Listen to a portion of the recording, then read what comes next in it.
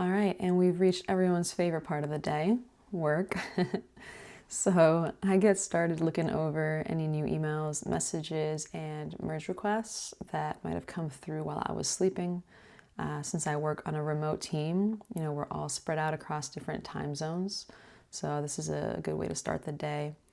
Unfortunately, I won't be able to give any specifics as far as what I actually work on, like day-to-day basis, but I can talk about kind of high-level overview of it, and I'll be doing that later on in this video.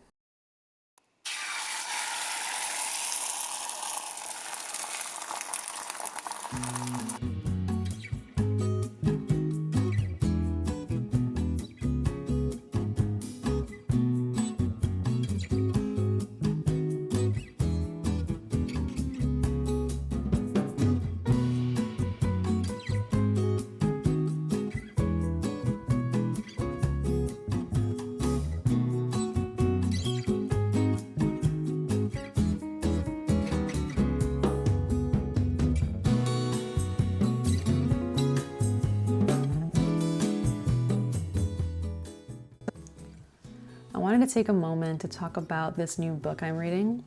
And it's about getting to know how anxiety impacts us on an individual basis. So how it might manifest in different ways and why, and what kind of practices we can develop to help stay in control in those moments.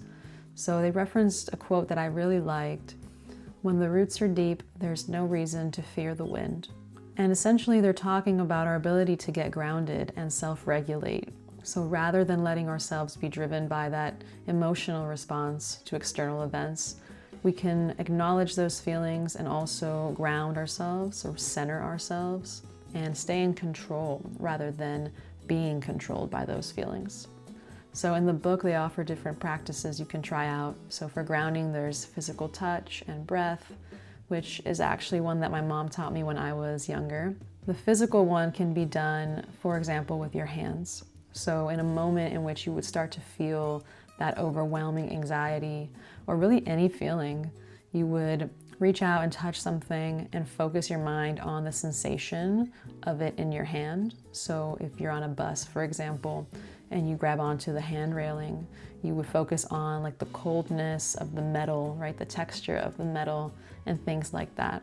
I feel like grounding practices are super powerful tools to have when you feel overwhelmed. I know they've definitely helped me out throughout the years. I have actually been dealing with anxiety since I was around 12 years old. And I've had a lot of ups and downs, the way that it's changed throughout my life. It's sort of presented itself in different ways. So that's something that resonates with anyone, and you want me to keep sharing, more of what I read or maybe more of what my own journey has been, let me know, and I would love to do that.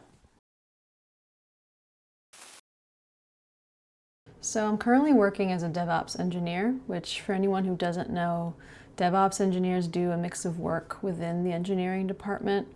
So we support the development teams by helping them set up infrastructure resources and troubleshooting performance issues and things like that.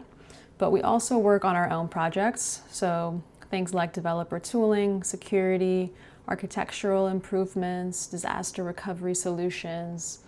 We don't follow a strict sprint timeline like product engineering teams do, and our day-to-day looks different every single day. So we can be working on a handful of tasks at any given time and just context switching between them. I've been super enjoying the flexibility and variety, and I don't think that either product engineering or DevOps is necessarily better or worse. I think that it comes down to individual preference and maybe your personality as well. But anyway, I'm glad that I stumbled into this field. It's been interesting being able to dive deeper into how applications work behind the scenes.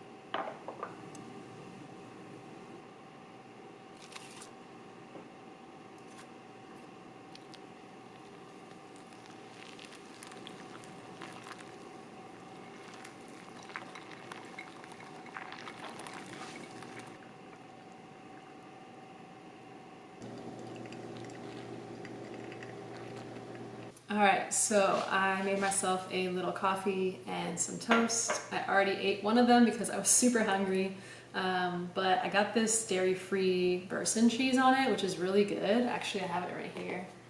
I'm actually allergic to dairy, so I got this and it's so good. And I've never had the original, but my friends actually told me that they've tried both and they prefer the dairy-free, like it's better.